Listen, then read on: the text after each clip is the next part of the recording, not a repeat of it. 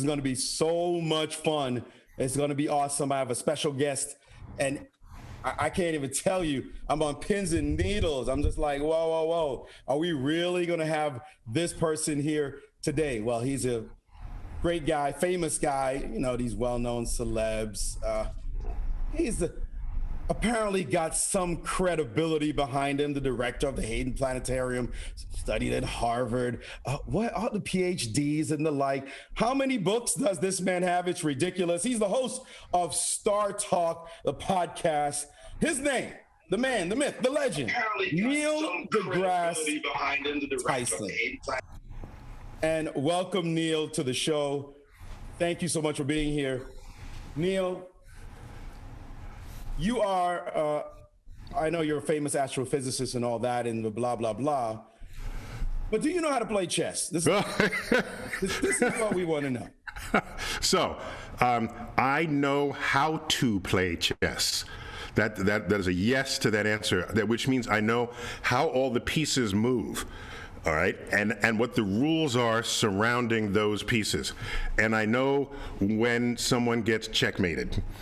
So there you go. I don't know. I've seen a picture of you at the World Championship where Magnus, and it was 2016, where Magnus and Sergei Karyakin were having it out. And you made the first move, okay? You made the first move in the game. Now, you got proof of this? You didn't lose that game. That's what I'm saying. Was that your fault, Neil? You got proof of this? Yes, we do have proof, actually. We do have proof. And I also saw another great picture of you where you had those eyes, you had the chess eyes staring across the board from your opponent. I don't know if that was staged or not, but you can't hide gangster. Those eyes of yours were totally, you were just giving the look like, make a move and see what happens to you now. All right. So you're not. I'm ready for you, sucker. You're not fooling anybody. And finally, I do know your son is a chess player indeed. Yes, he is. About that. Well, he was. I mean, he was really good in elementary school. He just beat everybody all the time. And then middle school, people started catching up with him. And by early high school, I think they'd all dissolved, and he started acting in theater. So I don't know if that's a natural route for chess players. But I think he topped out maybe around 1,600. And so, but that's about it. But we saw Queen's Gambit together, and it's just good to have a real chess person in the room while you're watching those episodes, so he can offer sort of a side-by-side commentary on it. So I've always been enlightened. And by the way, he beat me when he was 12, okay? So that's why. And then when he was 13, he was in the chess bookstore, and he saw a book that's called How to Beat Your Dad in Chess.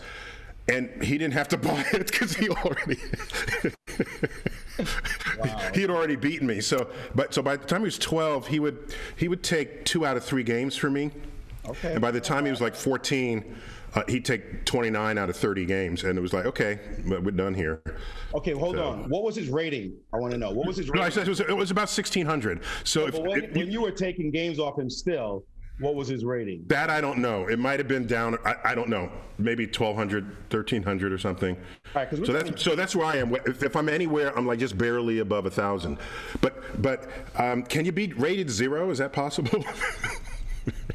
We don't buy that. We don't buy it. You're an astrophysicist, and there's no way you're going to be at rated 0 in our book. We know you've got some sense. You're trying to set everybody up, and everybody's excited. No, I gave you data. I said he was beaten. He took his first game off of me. I think he might have been around 1,200. Then he kept going up and topped out at 1,600, and then he acted in school plays. There was not that you couldn't do both, but his interest drifted at that point. So there are a lot of actors who do play chess. Jamie Foxx, Will Smith come to mind, Michael B. Jordan. So he could definitely do both. He'd be in great company. But we're so pleased to have you. And You know, Oh, by the way, and I want to re-emphasize what you said. Yes, I was at the chess championships because it was right here in Manhattan in that year, and Magnus Carlsen was there, the first and only time I ever met him, and I was invited to make his, because he had first move, he was white. I made the first move because he asked me for help on that. He said, Dr. Tyson, I don't know what to do. So I made the first move, but you were correct. You did your research on that. He lost that game. So I'm not worthy, apparently. I don't think Magnus is blaming you for anything. He's a big boy. He's a big boy? Himself, and he's not one of the greatest chess players of all time because he's going to blame some dude who shows up and makes the first move. Okay. So you're okay. Well, let's pivot because I know, the fans want to know something. I call this stream Neil deGrasse Tyson Hacks Chess. I realize it's a tall order, but I want to get into some things because the whole learning process that people have around chess is often, let's not say usually, but is often misguided. And I know you like to speak to that a lot in your talks about just people having misguided notions of how things work. And you do have a new book out, Cosmic Queries, which I'm very happy that I have on hand myself. And in the book, you made a statement that I find so telling, and let me paraphrase it. Essentially, you said, you want to get to the point, not where you have the answers, but where you can ask great questions, where you can find that platform. Why don't you talk about that a bit? Because I just find that to be a wonderful attitude and frame of mind we all need to have when we're students of any craft. Yeah, thanks for bringing that up. And that may be the central point of, you just digested the whole book into that one sentence. And so now nobody has to get the book. That's what we GMs do. That's what we do. We're done. Oh, get the book, folks, for sure. No. So the point is, we think growing up that the world is about getting answers to your questions. And that's fine. That's not a problem. But what you need to do instead, or in addition to that, is celebrate the fact that you're curious at all. And most kids are curious. I'd say all kids are curious. And as adults, as parents, we constrict that curiosity because about 2/3 of it ends up in just making a mess of the place. All right? It's, what are these pots under the kitchen sink? Let me pull them all out and start banging on them. What's the first thing you do as a parent? Stop the racket. You're getting the pots dirty. And what you just did there was constrict an experiment in acoustics. All right, that's how I see what the kid is doing when they're hitting the pots and pans. Yes, below a certain age, 1/3 of their curiosity will kill them, okay? Wall sockets, electrical sockets are eye level to a crawling child. And so are paper clips you happen to drop. So that's a child experimenting. The paper clip fits in, or bobby pin fits inside the socket. You don't want to fault someone for experimenting just as a natural part of what it is to be alive. And so whether or not you get the answer, it's way more important that you are thinking about the questions.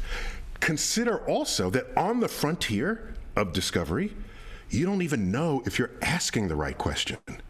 That's a crazy place to be. And it's like, whoa. Because no one is there to tell you, oh yeah, you answered it correctly. There's no back of the book that has the answers to your chess puzzles, right? It's like, think of the universe itself as a chessboard, and we're just observing it, but nowhere is there printed the instructions. The book of nature is something we are writing as we discover it. And so I think about chess all the time when I think about the universe, because there's certain moves in chess that are rare. So if all you were allowed to do was just watch chess games and then learn the rules of chess from just watching it, that's like scientists watching nature. And so they're, okay, I see, I got the pawn does this and that and that. And is it one every 50 games? There's an en passant. It's like, whoa, who ordered that? Okay. And so, there are rare moves that you go a long time without seeing. And then it's just kind of weird. Oh, a pawn gets to the last row there. Boom. Oh, yeah. boom, That's it becomes boom, boom. I like you said that. Boom. I got to boom. It becomes a queen, and so we have a transmutation that happens in the universe. There are particles that transmute into other particles. Is this universe someone else's chess game that they're playing? I sometimes lose sleep over that. You lose sleep over some funny stuff. I lose sleep over not to pay the bills. But let me say this. I do have a tagline that you probably saw in my emails to you. We've been corresponding, of course. And my tagline that I send everybody who gets this email from me at my email account is, chess is a sign there is still some intelligent life left on this planet. Now, what do you think about that line? I mean, if an extraterrestrial came down and watched us play chess, would they say, "Oh, okay, there's some intelligence here"? Okay, I have two responses to that. One, yeah, my big fear is that aliens are exploring the universe and they come across Earth and they observe it for a while and then return home and simply declare to their fellow aliens there was no sign of intelligent life on Earth. So now, given your tagline, given your sort of email signature tagline, maybe the chess players are the only ones they recognize as the intelligent ones on Earth, and they'll lift them off and take them to the other planet. you know where you are. You know how to butter people up. Your wife, you must have smooth talk her for real. Because I'm just saying, imagine the aliens, they just saved all the chess players. That's a science fiction story waiting to be written right there. I love it. Well, the stuff of science fiction. Let me ask you, are you a Star Trek or Star Wars fan? Which one is it? Oh, why don't even insult me by asking that question. Only one of them gave any thought to science, and the other one is like a Wild West shootout in space. I mean, no. So Star Trek, of course. Thank you. By all means. I appreciate that. Although I'm not going to knock all the Star Wars fans out there, but. And what's your favorite Star Trek? Is there one you pick, or? Well, so I lean to the original series. I respect the other ones, and one engage. I'm good with that. But what I liked about the first series was that Captain Kirk, he would, the man could fight, okay? And I'm just saying that you want your leader, you want to say, yeah, he's fighting for us, and so whereas Picard, he uses his brain more. I always thought it was weird because he had a French name, an English accent, and he had the body of like a 20-year-old, right? So how did they stitch that together? I never figured that out. But in the original series, I liked the fact that Kirk was not always logical. And my favorite line in all 3 seasons, we have to remember it was canceled after 3 seasons. And if you watch a couple of those episodes in season 3, you're reminded why it was canceled. Okay, I'm just saying. There's an episode, I forgot which episode it was, and I'll get some of these details wrong, but the sense of it is right. There's a standoff between the Enterprise and was it the Klingons' vessel? And the Enterprise is crippled, okay? And they can't defend themselves. They can't put up their shields. And Captain Kirk, and so they're ready, surrender your ship. And Captain Kirk says, Uhura, send this message to Starfleet Command that we're going to execute General Order 360. Right. And this is like the self-destruct order, okay?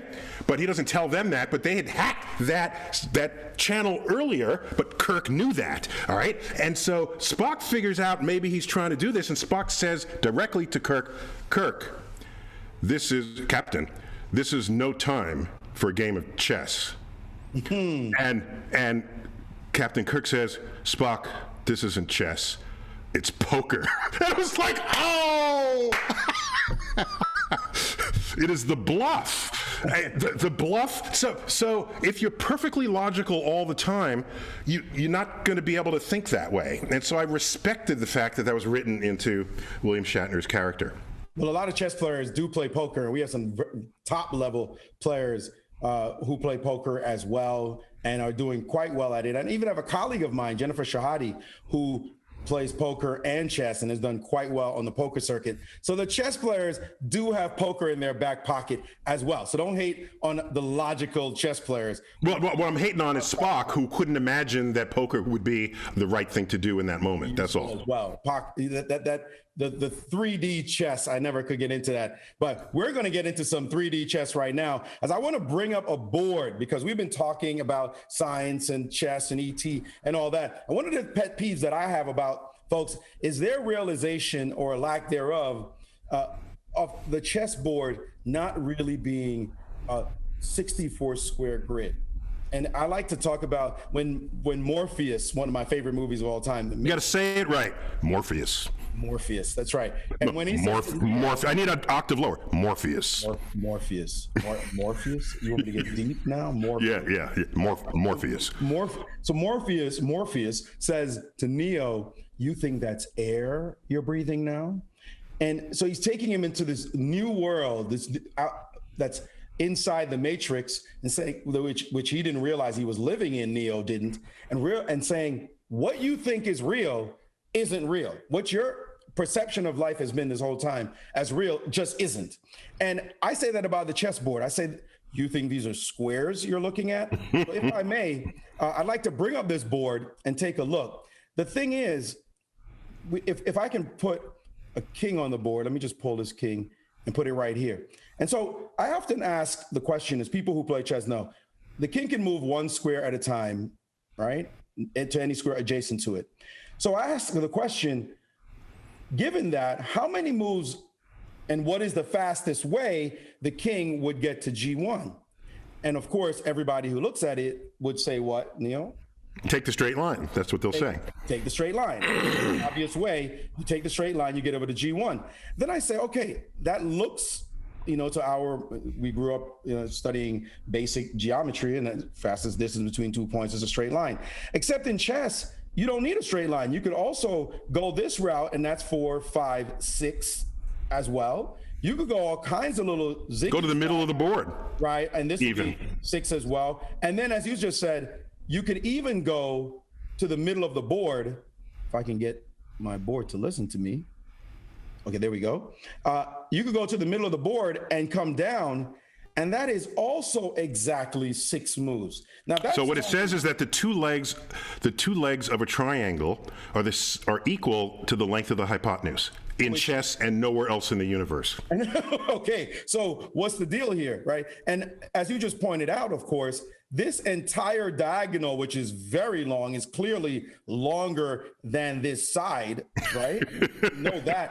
And yet it takes exactly 7 moves to make this happen. Now, why is that? So I tell people, listen, this is the chessboard. It's not squares. It's not like the king is moving slowly along this diagonal and landing on B2 and then slowly along the diagonal and landing on C3. That would be like driving a car. That's different. In chess, the king dematerializes from A1 and then appears on B2. Yeah, that's a good way to think about what's happening there. It's basically tunneling in quantum mechanics. If it disappears in one place and instantly reappears in another, we call it tunneling. And so, or you can imagine the chessboard is really a configuration of many wormholes. See, now you're getting where I'm going, because we are Star Trek fans, so clearly we've heard of 1 or 2 things about wormholes. This plays into a number of chess positions that, if you know this, you can better play chess. Once this conception, like for you, I say that you might be an 1100, but you just made a Grandmaster statement, because you realize there's something different about this board. Now, maybe you were never taught that way, and if you were, you'd be the Grandmaster, and I'd just be some guy listening in. But this is an illusion of the board. And I also bring to the point that in real life, this would not happen. A queen goes to this square in 1 move. So the time it takes, if we underline time, distance, we see the diagonal distance. It takes 1 move to do this entire distance. It also takes the same 1 move to go 1 square next to it. Now, in real life, that's ridiculous. You're getting a 1 move and you're... Well, sorry, real life on Earth. I'm saying you could create geometric distortions in the fabric of space-time, where you can have intricate channels of wormholes. So let's look at in the Avengers. Was it the Avengers? Who's the guy who puts holes in space and walks through? Doctor Strange. So Doctor Strange has the power to create an opening wherever he is and show up in an instant in that other place. So to him, the distance is kind of irrelevant because he opened that portal. So with the Queen is like Doctor Strange, where the Queen wants to go 8 squares diagonal, boom. Or 7 in this case, yeah. 7, boom, okay? The Queen goes 7 across to the far corner, or just 1 square to the right. Each of those is the same act, and the distance that is actually traversed, viewed by us, is actually irrelevant to the piece itself. There you go. Beautifully said. And the same would be true of any chess piece. You say a knight jumps over pieces. When I hear that, I just want to cringe. Let me just get rid of this right here from the board. Hold on. I got to remember how to use even the screen itself. Here we go. I'm going to bring a knight on the board. And people always say a knight jumps over things. But in fact, the knight doesn't jump over anything. It's the same thing. The knight has the same act where it starts from this square and simply goes to this square. It's not so-called blocked by any pawns because it never sees them. The knight is actually the truest example of a piece going through a wormhole, right? Because it actually cannot be blocked along its path in any way. Yeah, that's a good point, a good distinction, as the only piece that can actually, where other pieces are irrelevant between it and its destination. So that would be the fullest expression of a wormhole. So you're absolutely right there. Right. And so this is the illusion of the board. We learn all these, we add the rules, and then we turn principles into rules as well. And then are forced to create exceptions to those. For example, control the center, never move the same piece twice, castle early. These are all rules we learn. Develop all your pieces quickly. But yet we see the top level players, sometimes they'll sit on a board and you'll see them do something that beginners would do. For example, if I may reset the board, you'll see that the top level players will push their pawns on the side these days early. It's the influence of the AI. You'll see them play H4 for like, what are you doing? Like, that's a completely ridiculous move. In the opening, it won't be move 1, but they'll play these kind of moves early because the engines are now influencing the way we think. So before I get to the influence of... Oh, wait. Okay, so now we got to go back in the conversation and say, okay, the aliens will just take the chess engines back to their planet. Because the chess engines are beating them all. That's the real intelligence of the planet, the chess engines. Okay, but the chess engines, don't not flesh and blood. Okay, maybe. They don't care. Aliens don't care. But we're the ones programming them, so. They don't care. You done it, and they beat you. You program it, and it beats you. It don't want you. It wants to program. All right, we might have to kick you off the show now. You were good, and now you're getting out of the family. Talk to the aliens, okay? All right. Well, I want to get into that, and before we go on our first break, I'd like you to talk to the illusions that I'm talking about, the things that you think are rules, but they're in fact simply convention. For example, time. We divide time into seconds, minutes, and hours, and that's not a rule. That's just one way of doing it that we all agree on. But when you start to think that that's something that's inherent in nature, then you get fooled. So what are the kind of things you could speak to in that way that maybe are your pet peeves that people think this is the way things really are, and in fact they're just conventions is the way we think, and we kind of fool ourselves by putting these conventions in our mind? Yeah, that's a brilliant and perceptive point. That probably happens in all fields, where you over-interpret something that was in fact just arbitrarily decided. And you want to be able to, the deeper you get, the more you have the power to distinguish that which is just a convention or arbitrary and that which is fundamental in nature. So I'll give an example. I remembered one particular winter, it was especially cold, and I was in Westchester, New York, and I was listening to, it happened overnight, and I was listening to a radio station, back when people listened to radio stations, because that's how old I am. And so the temperature was dropping, right? It was like 12 degrees, and then 10, this is Fahrenheit, 10 degrees, 5 degrees. And then it was getting to like low single digits, and the announcer said, "There's almost no temperature left." And I don't know if I don't think he was kidding.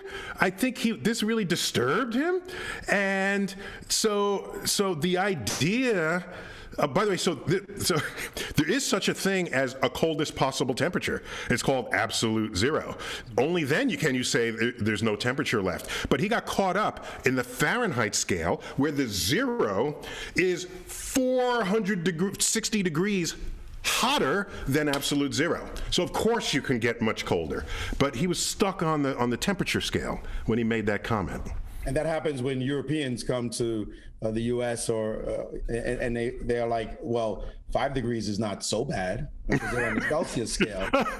Five is decent. Like, yeah, they learn that quick, though, I think. Tolerable weather, and we're like 5. Oh my God, that's the end of the world. Of course, you mentioned Kelvin, which is absolute zero. So yes, we do get caught in those illusions. They affect the learning process, don't they? I mean, yeah, they do. They do, because you end up distracted, needlessly so.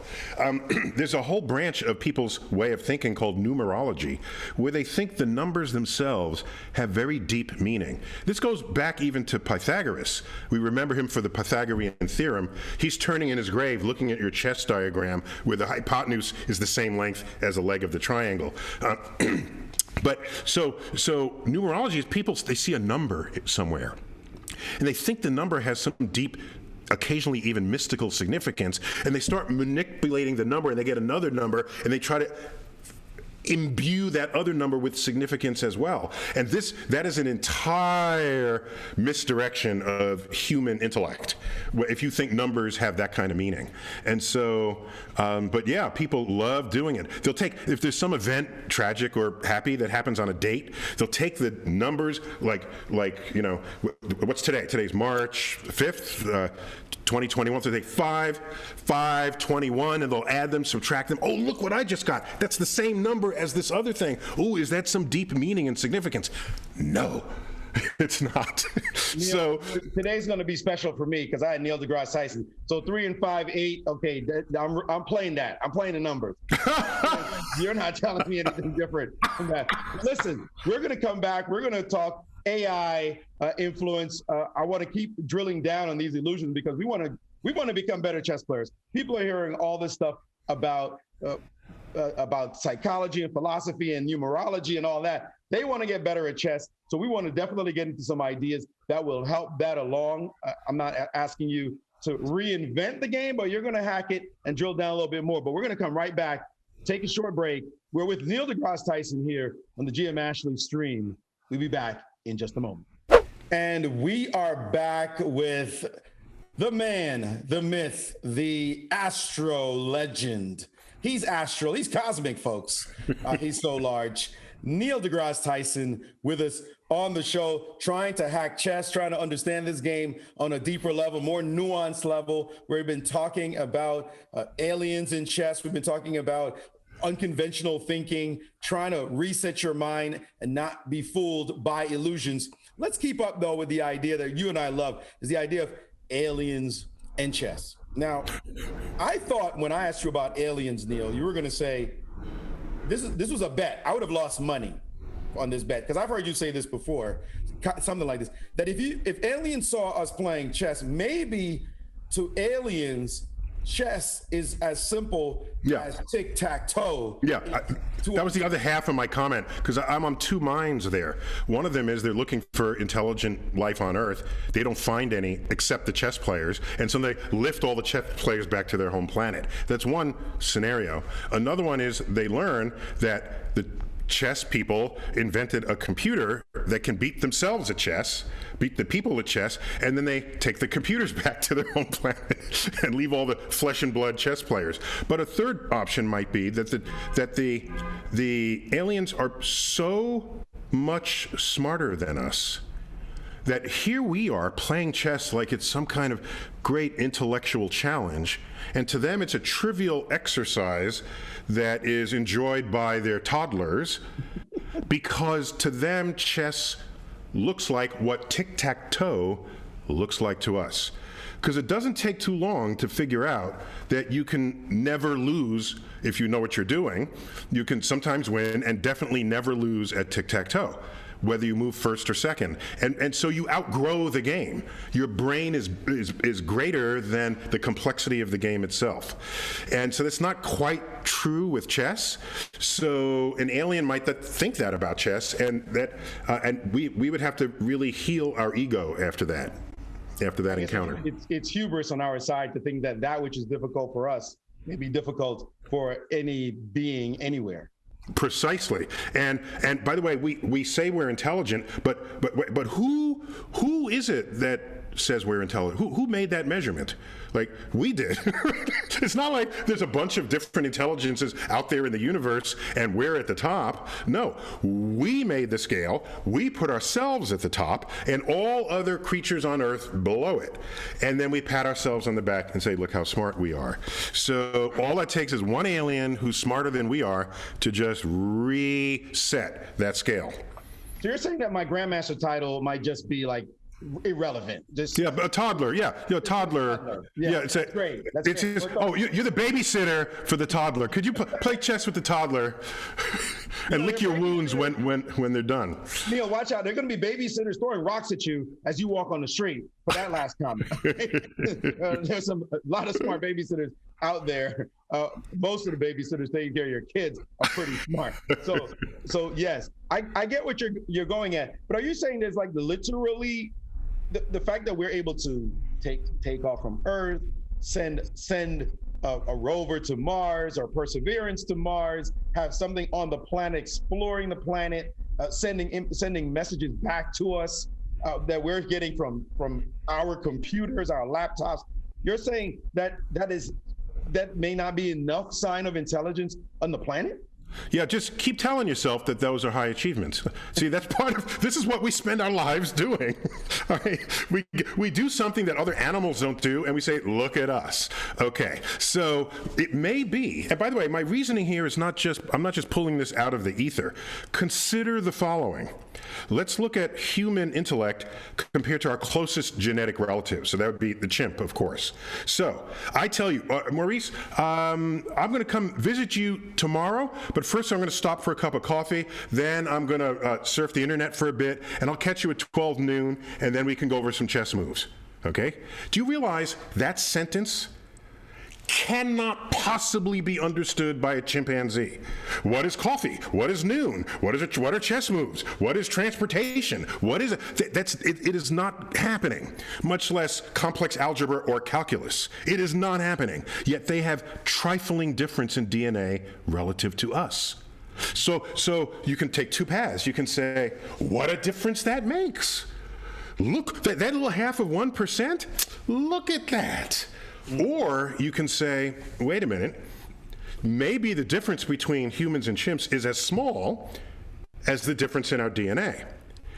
So, for example, it would mean a chimp getting termites out of a mound with a stick, that's a little clever, right? Or stacking boxes to reach a banana, pretty good. Of course, your toddler can do that, but fine, all right? So now, what do? We have poetry and gaming and philosophy and art and the Hubble telescope. Maybe the difference between the Hubble telescope and getting termites out of a mound is as small as that genetic difference indicates. And you might say, how's that even possible? Well, if we ranked animals by their intelligence, the chimp can stack boxes, reach a banana, but can a tortoise do that? Well, tortoises they like bananas. Could they, if they could stand up? I don't know. I don't think so.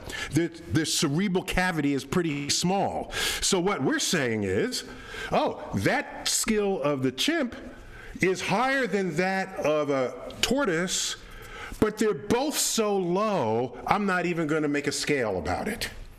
Here's the alien coming to Earth, seeing the chimp and us, and they're saying there's hardly any difference between the Hubble telescope and what the chimpanzee is doing, because they are contemplating things so deep we can't even understand the questions they're asking.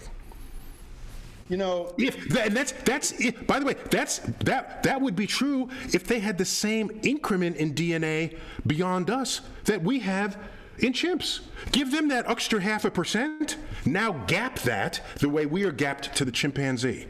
And you could be chess grandmaster, invent calculus, and you tell that to the alien. It's, oh, that's cute, just like little Timmy over here. He did that from preschool. Yeah, he developed the first principles of calculus. Let's put it up on the refrigerator door. All right? So that's 0.5%. Give them 1%, 2%, 5%, 10%. Their simplest thoughts would transcend the most brilliant minds the human species has ever created. You know, Neil, you must be a real buzzkill at parties, boy. I mean, everybody's trying to have a good time, and you're letting us all know we're barely chimps. But neither here nor there. And you talk about staying up at night. I'm not sure I'm going to sleep thinking about that one tonight. So let's go back to thoughts that we can comprehend. And again, folks want to get better at chess. So I want to clear up at least one illusion that we have about the chessboard. And it has to do with mass and energy. In chess, you know, we try to speak intelligently, like we're like physics, scientists studying physics. Maybe not astrophysics, but certainly some physics. We use terms in chess like force, space, time, energy.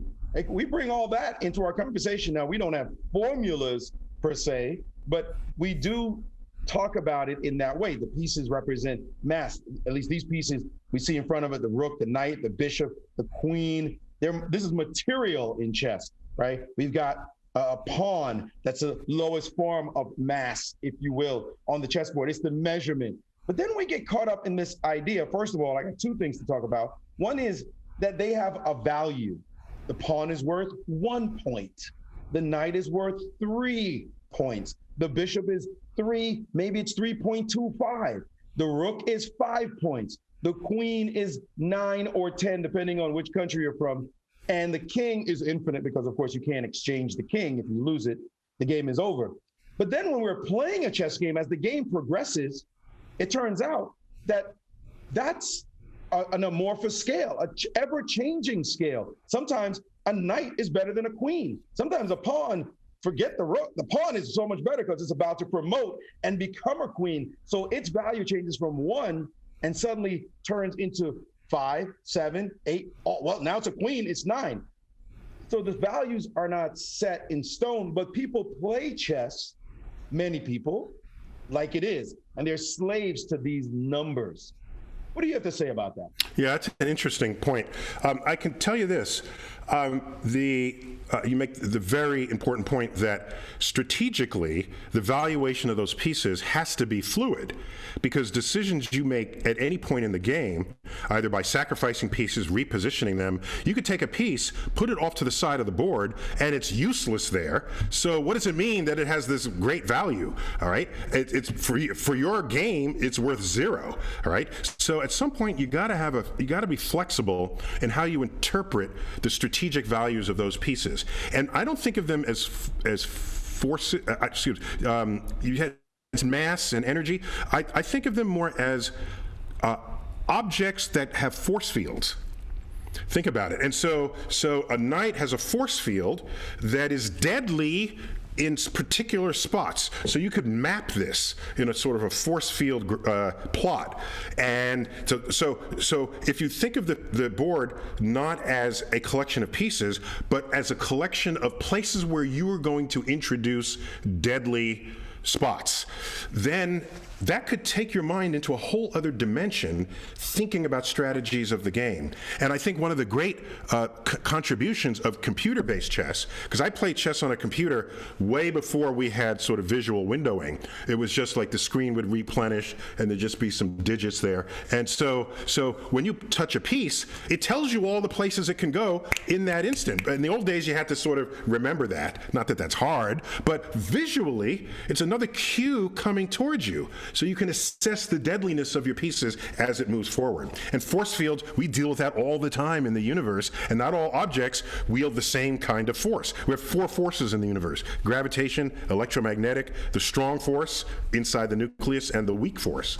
And they all come together and make the universe that we see, manifested in all different ways. It's a beautiful thing. Yeah, you see, you just went from being a chess, would you call yourself like maybe 1,000? And you sound like you could be giving lectures somewhere in the Marshall Chess Club. You could have been on Queen's Gambit as one of the advisors for the show.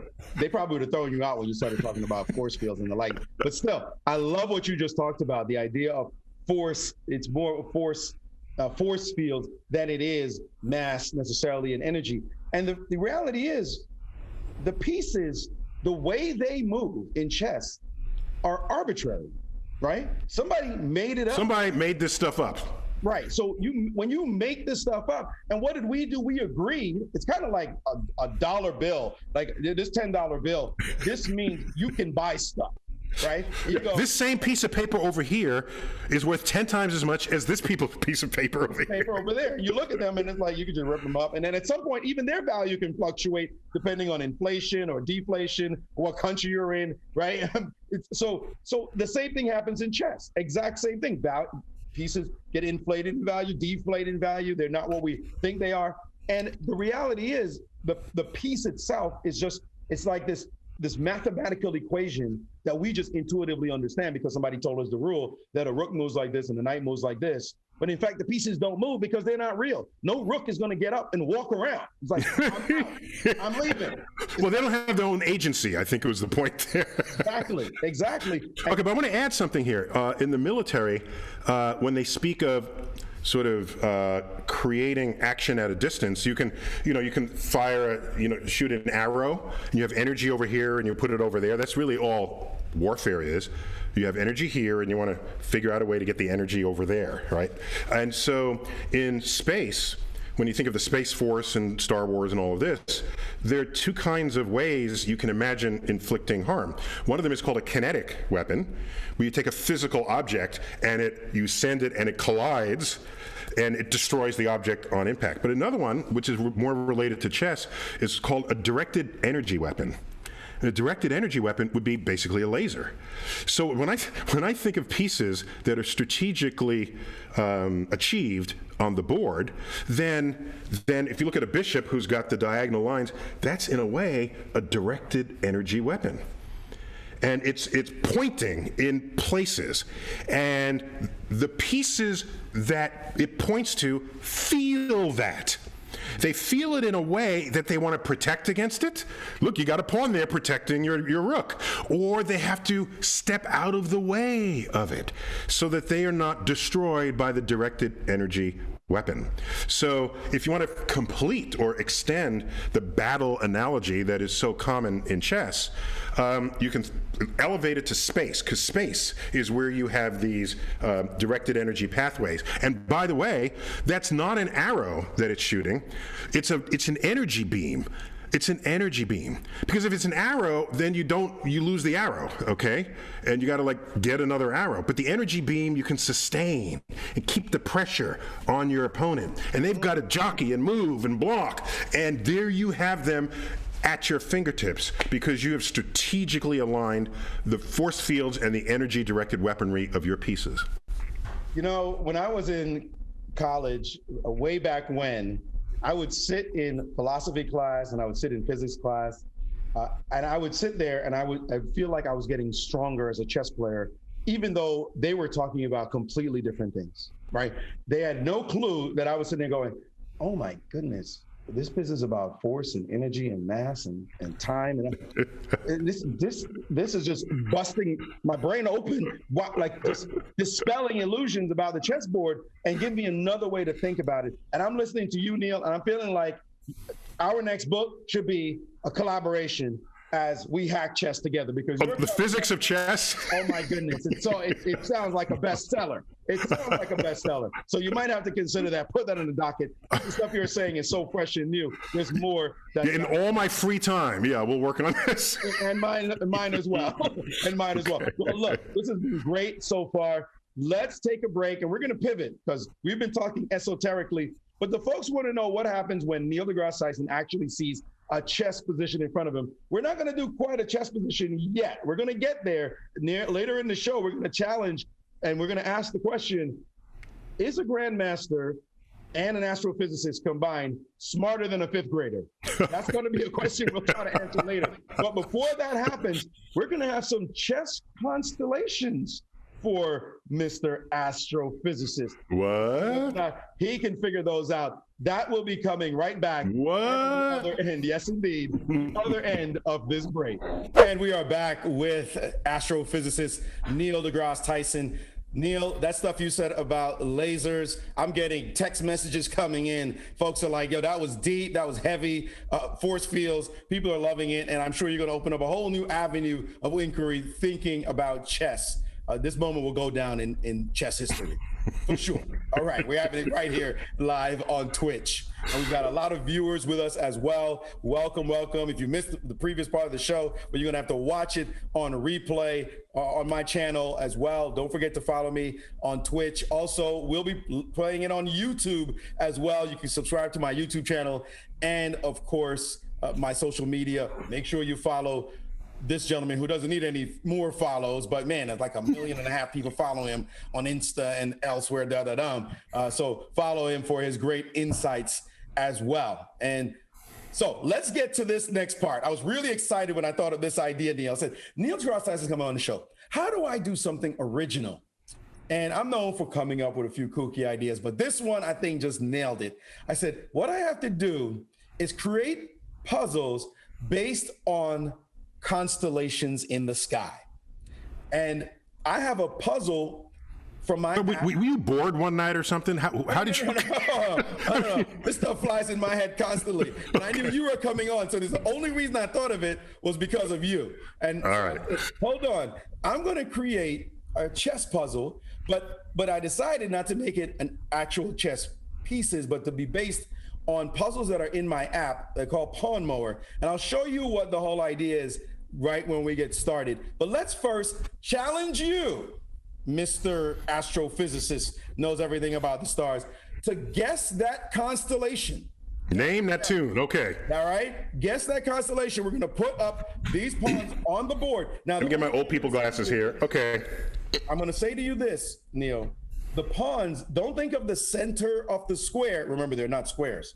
Don't think of the center of the squares or the center of the pawn as where the lines are for these constellation.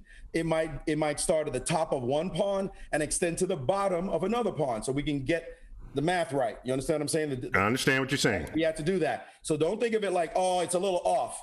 Our artists have done this perfectly. Our graphics guy is great. He's brilliant, and he's done a great job. So you'll be dissing somebody else. Bring it on. Watch your back. So here goes our first one. Guess that constellation. Here it is. That? Yeah. That's a. Oh, that. There we go. Sorry. I was a little delayed. Let me think. Oh. I know it's a chessboard. It's not the universe and stars you're used to seeing. You might get That's a chessboard. We go further, but that's the constellation that you've got to guess first. Oh man. No. Could that be Cassiopeia? That is not correct. Man. That is not correct. Man. We'll give you one more shot at it. One more guess, huh? Could it be Leo? You got the letter right, Neil, but you did not get the constellation. I'm glad I stumped Neil deGrasse Tyson, but I know it is a chessboard. So let's put up the answer for you to see. Let's see what that looks like. Let's see what it looks like. And the answer is Lyra. Okay. That's one of the least interesting constellations up there, just so you know. You dissing the constellation?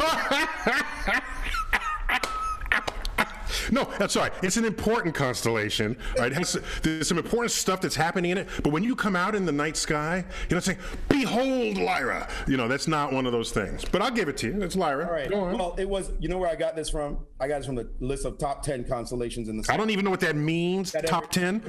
I didn't even want to know what it means. But I can tell you, Lyra is the harp of Orpheus, which was the romantic sounds were irresistible. All right. Well, at least I think I stumped you on that one. But you dissed it. You said it's not real. But it's not real important. Let's now. No, you got me on this. It's good. All right. Let's put keep it coming. It'll be coming. But first, I got to put a puzzle there now. Mm-hmm. The puzzle's going to go like this. I'm going to put a knight on the board.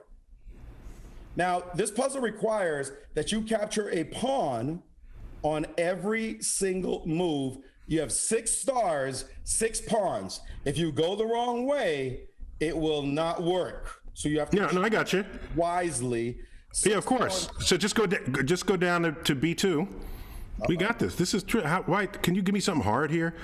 Okay. Okay, take it. I'm just gonna do the direction first in case you're incorrect. I don't want to have to reset my puzzle. You will not have to reset the puzzle. I got this.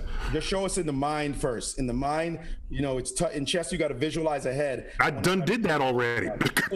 Show the people. Okay. Oh, I control this? No, I'm asking you. I'll control. Yeah. So knight takes B2 pawn. Yep. Go ahead. Okay. Knight takes D3 pawn. Got it. Knight takes C5 pawn. There you go. Knight takes, what are we up to there? Is that E? E6 pawn. Mm-hmm. Knight takes G7 pawn. Knight takes, of course, the E8. And you wiped out the board. So your constellation knowledge might be a little suspect, but we see you are a chess player. You can visualize ahead. Indeed, that is the path all the way. 6 moves, 6 pawns. Well done, sir. Yeah, you don't want to go in the wrong direction. You get stuck. That's right. Right. If you had gone to C5 first, you would have blown it. Okay. Mm-hmm. Well, we're going to go to the next constellation. Good job. Let's see if you can guess this one. Here we go. Very scant information. Damn. The weird thing about stars in the sky is that any 3 stars sort of makes a triangle, and you got to really work hard to get them to line up in a sort of a line. So I don't know. Is that Cetus? I don't even know what Cetus is. I'm just Cetus is what's left over after all the other constellations were carved out, because it's this long, sort of windy, serpenty line. And so, no, I don't know any constellation that looks like those 4 pawns. All right, it's this one I thought would be really actually tricky, just because of the fact that it's only 4 pawns. So, no, this is not Cetus. We're going to take this one, and let's do the big reveal. And it is Aries. Well, okay, so the point, there are constellations that are really famous because they're people's astrological signs. That doesn't mean that the constellations themselves are amazing things to look at up there in the sky. I just want to make that clear. I got you. I got you. You got it wrong, and you're dissing the constellation again. I'm not totally dissing it. Because, by the way, just respect for however mentally imaginative the ancients were, because Aries is a ram. Now, if you can get a ram out of those 4 pawns, go ahead. But I certainly can't. Okay. I also when you said top constellations, I thought you were referring to constellations that kind of look like what they're supposed to be. And if you're going to pull out some 4 stars, and that's what the ancients believed were a ram, okay. Yeah, I see your trash talking game is good, Neil. Just saying.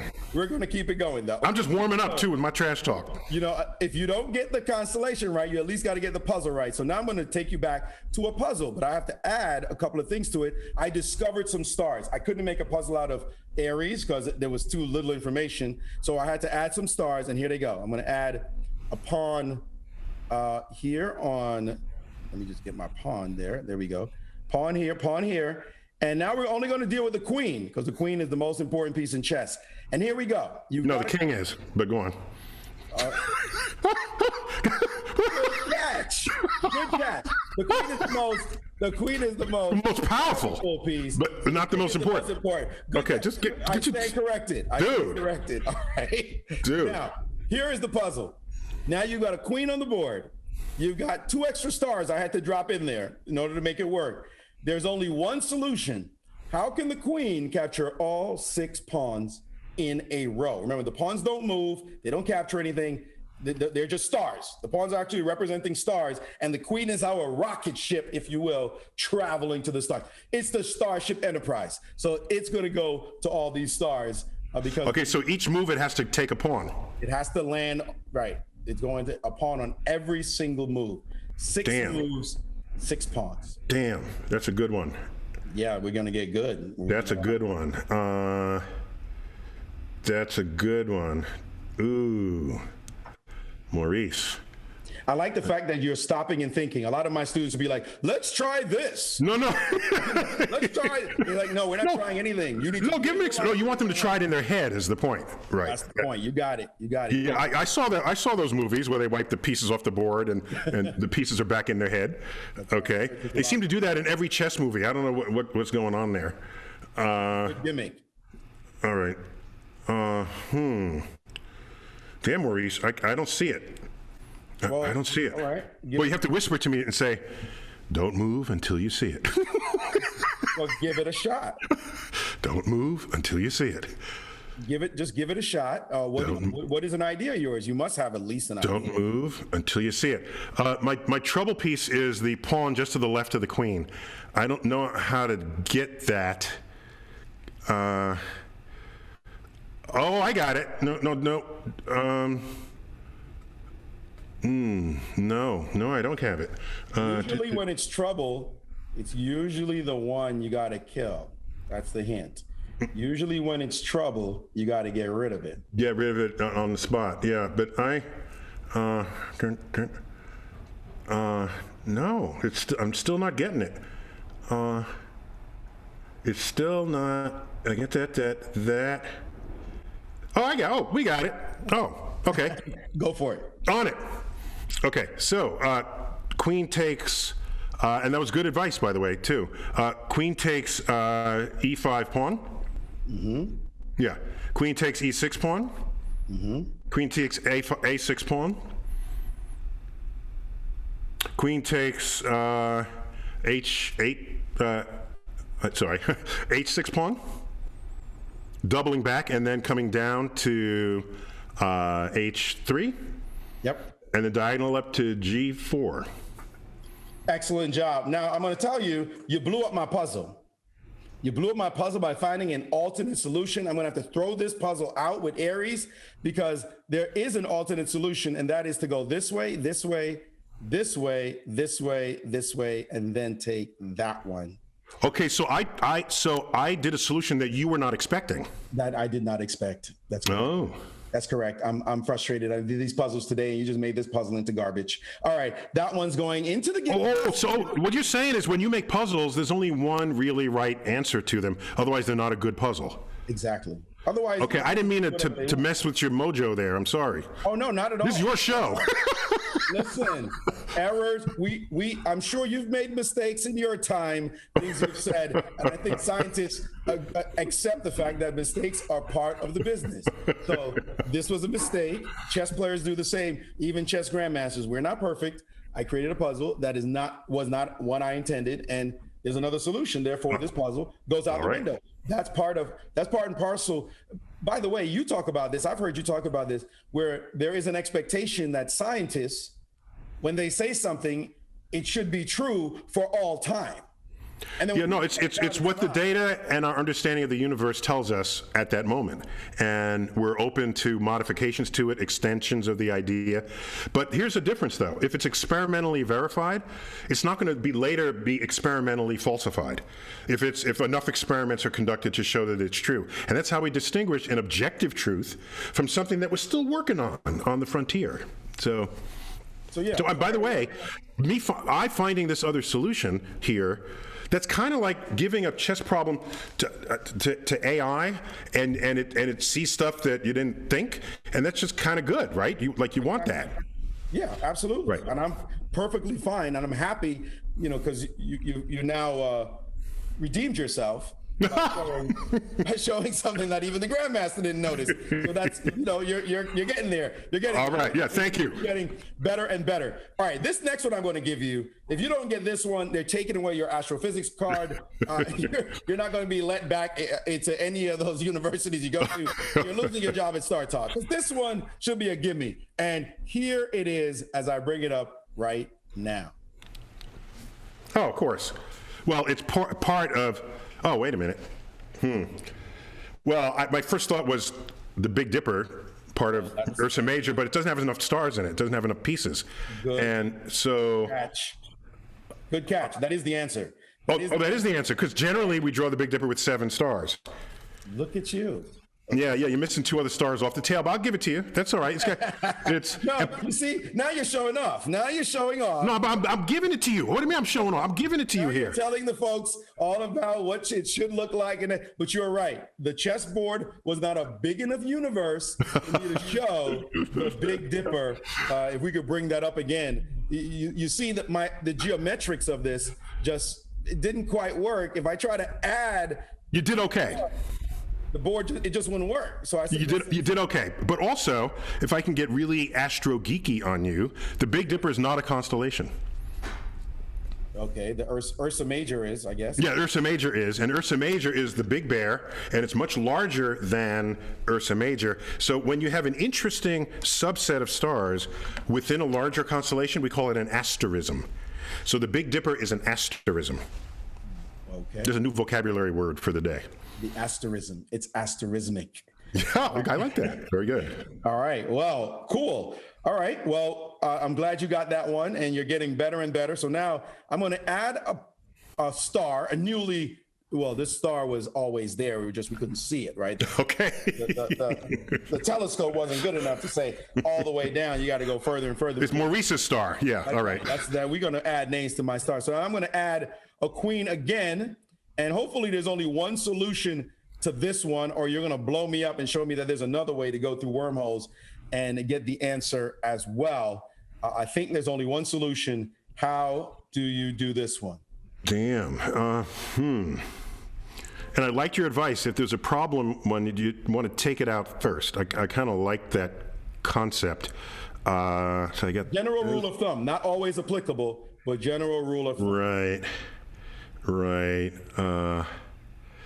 Yes. Let me try to take that one out. Do that, but then I can't get back to that one. So that'll mess me up. And so, Maurice, this is a tough one.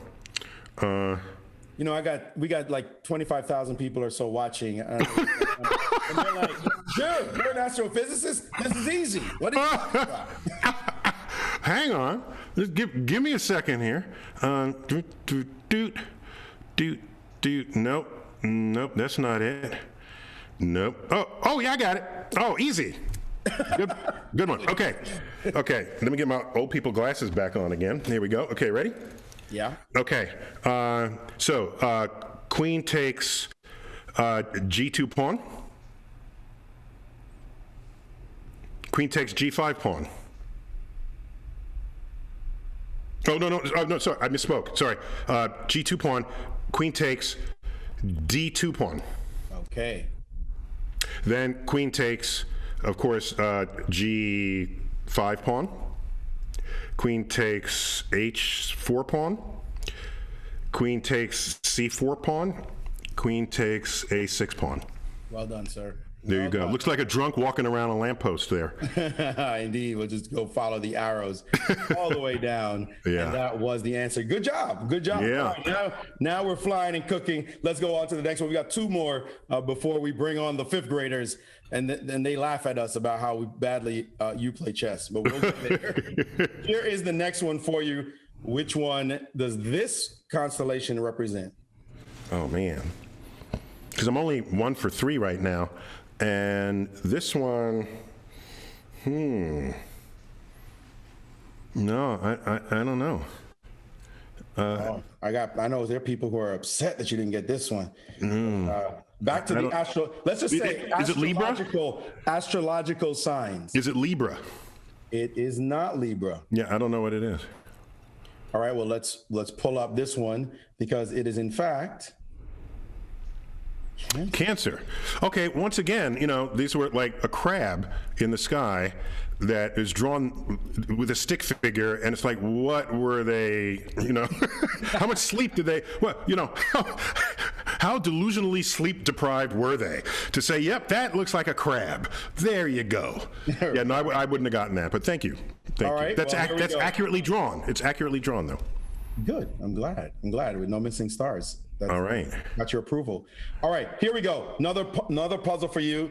Again, you can see these puzzles in my app if you just Google Maurice Ashley or look up Maurice Ashley in the App Store or the Google Store and get more puzzles like this, because the puzzles are really about teaching visualization, Neil. Yeah, exactly. It's a brilliant, even though it's a non-realistic case, the training for seeing the connectivity of the pieces, because they're connected in ways that a normal geometrically thinking brain wouldn't take you there, but a chessboard rules they are. So here we go. So queen takes what is that? Queen takes g5 pawn. There's nothing on G. Oh no, sorry. A B C D E. Right. Mm-hmm. Yeah. Okay. And then queen takes d4. No, sorry. Yeah, that's right. D4. No, hold on. Yeah, queen takes d4 pawn. Mm-hmm. Queen takes d1 pawn. By the way, you took no time to start this puzzle. Because I saw it immediately. Maybe I'm just getting better at it. I'm saying, okay. Queen takes b3 pawn. Mm-hmm. Queen takes is that F, A, B, C, D, E, yeah, F3 pawn. Yep. And then, of course, F8 pawn. Well done, sir. Well done. Well traveled. Yeah. Queen getting around the house. Whoop. I made a mistake there. I made a mistake. I should have taken this one. Yeah. And I could put the pawn back, but I'll just do it anyway like that. There you go. Good job. Now to our last one. This one, I'm hoping you've got 1 out of 4 in constellations, but you got all the answers so far, so that's good. You're more a chess player than an astrophysicist. Here we go. The last one. So to me, that looks like Cassiopeia. Bam! Knocks it out the park on the first try. It was correct. Well done, sir. Boom. You got your card, your astrophysics card back. And now let me see if you can get this chess puzzle, because I think this was the hardest puzzle that I saved for. I just put up my boom measure there. There you go. Boom. That's the merch you guys can get in the Maurice Ashley merch store. Check out the merch. Boom. All right. You got that one. Let's see what you got for this one. This looks more complicated. Let me think. This one, I hope. Yeah, I got. This is indeed correct. Oh man! Queen has to capture all. The Starship Enterprise is traveling to all those stars. You got to hit one on every single move. They're not pawns; they're stars, so they don't capture. They don't move. Yeah. So I've got my It's a Star Wars Death Star weapon that I have to take out the planets. How about that? Another way of looking at it. All right. So let me see. Again. Don't move until you see it. That was in, of course, Searching for Bobby Fischer. Yep. Don't move until you see it. And interesting, earlier you quoted Morpheus, and of course Morpheus was in Searching for Bobby Fischer. As well. Do you remember Morpheus, that? But Lawrence Fishburne. Morpheus would be a strange person to show up searching for Bobby Fischer. That would have been a weird one, but yes. Yeah, that would have been a little weird. Exactly. Was in Searching for Bobby Fischer as well. Okay, so now I just figured something out. Very interesting. Okay, so can I describe it first, just so you know? Please. So the pawn on A6 is not really lined up in any way except for the pawn on D3. So, in other words, after you take if you take A6, there's no other pawn that you can take. So I have to end there. I can't. That can't be there anywhere in the middle. So that's the magic realization of these puzzles, is to figure out the last one. That's when they have a unique puzzle on your hand. And there's a last one you cannot get to. You have to make sure you avoid knocking out its predecessor. And you want to see that in advance so that you don't strand yourself there. So let's queen takes b4 pawn. Mm-hmm. Queen takes d4 pawn. Yep. Queen takes d3 pawn. Ooh. Queen. Sorry. Hold on. Wait, are we back at the beginning? Yeah, you were here and you did something that you yourself just said you shouldn't do. No. Hey, hold on. Wait. Clear the board. Make the board clean again. I just want to see that's how it began? Yes. Yes. Okay. Hang on a sec. What was there? Yeah. Oh no. Sorry. So queen takes b4. Queen takes d4. Queen takes f2. Queen takes f5. Queen takes h3. Now we slide over, queen takes d3. And then we get the outlier there, queen takes a6. Beautifully done, sir. Traveling along the path. Actually, I'll just get rid of the arrows. What did I just do? I just screwed that up. Yeah, you just totally messed that up. I just totally messed that up when I was talking to you. So I'm gonna put these back where they were. Okay, now let's get it right this time. It's this. Diagonal, up, down, across, and up. There you go. Beautifully done. All right. Well, you nailed the last one, and you got Cassiopeia. You've proven your credentials as an astrophysicist. But now we're going to go on to the next part of the show, and that is, are you smarter than a fifth grader? We're going to have two games we're going to play against fifth graders. They're going to be coming up next, right after this, folks. Don't go away, as you're going to watch Neil deGrasse Tyson, and I will be playing as well. It will be hand and brain, where he will be the brain and I will be the hand playing chess. You don't want to miss this crazy show. It'll be coming up right after this break.